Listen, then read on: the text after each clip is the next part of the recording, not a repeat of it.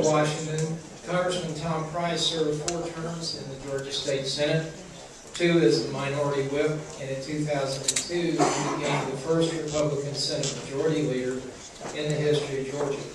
He was then elected to represent Georgia's 6th District in November 2004. In Congress, Representative Price has become a conservative leader and the go-to Republican on quality health care policy that serves on the House Ways and Means and the Budget Committees. In the 112th Congress, Price was elected by his colleagues to serve as the 5th ranking Republican in the House as the chairman of the Republican Policy Committee. This year, Congressman Price became an author, published in Saving the American Miracle, which is included in today's raffle. In this highly recommended book, Congressman Price lays out a long-needed set of recommended principles for the Republican Party. Congressman Tom Price.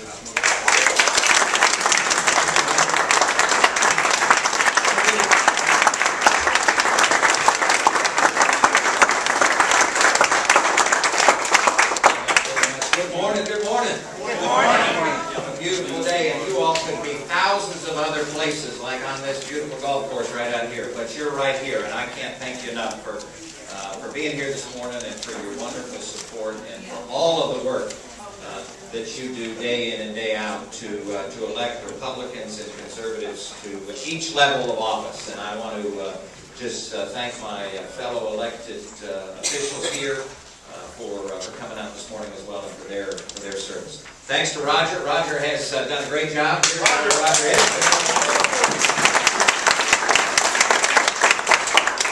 And Betty extends her sadness that she's not here joining us today. Many of you know that through the past 2 years you've given thoughts and prayers to my family as my mom went through a challenge and died this past March. Betty's folks are now beginning on that course, and so she's been down in Florida this last week, coming back today. But she texted me this morning and said she was so sorry she wasn't going to be able to be here, and sends her best to all. And thanks to Jenny Beth. She says that I'm sorry that she's in my district. I am not. She says that I'm sorry that she's standing up here. I am not. Jenny Beth and the Tea Party movement, of which I have embraced since the very first day, is what has assisted in allowing us to see the light at the end of the tunnel and save our country. And so I commend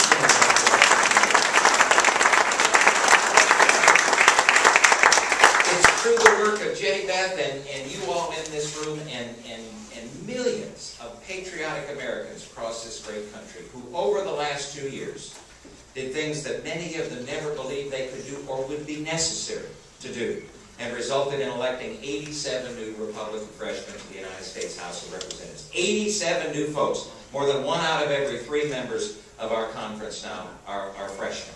And they're a little over 6 months into this phase now. And you know the old line goes, for the first 6 months when you're in Congress, you can't figure out how you got there, right?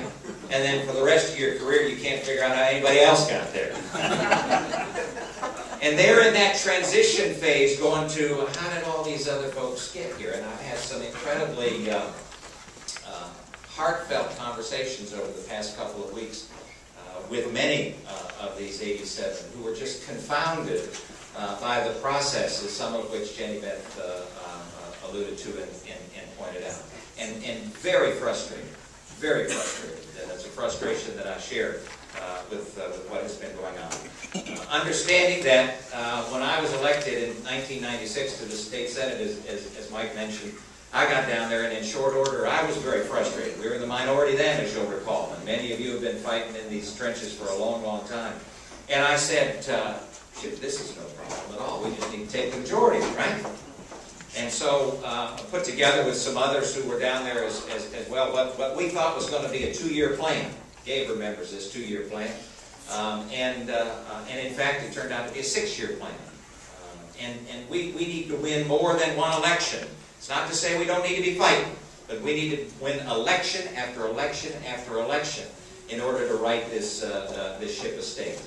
And so I'm here to share with you my concerns about where we are right now, what I believe are the positive proposals and upbeat solutions that we have put on the table, and then hopefully to challenge you a little bit. First, the concerns about where we are. Many of you have heard me say this. We are wholesaling to a political economy, an absolute and utter political economy, which is extremely, extremely dangerous for the future of this country. What does that mean? It means that politicians behind closed doors are picking winners and losers, and it's sticking. Right? It's not politicians behind closed doors sometimes deciding what ought to be done and then putting it out there for the debate, putting it out there for the discussion, putting it out there for the transparent vote. Have that vote, up or down vote on whatever you believe it ought to be, and then move forward. If you don't believe it, and I know that most of you do, if you don't believe it, there's example after example after example.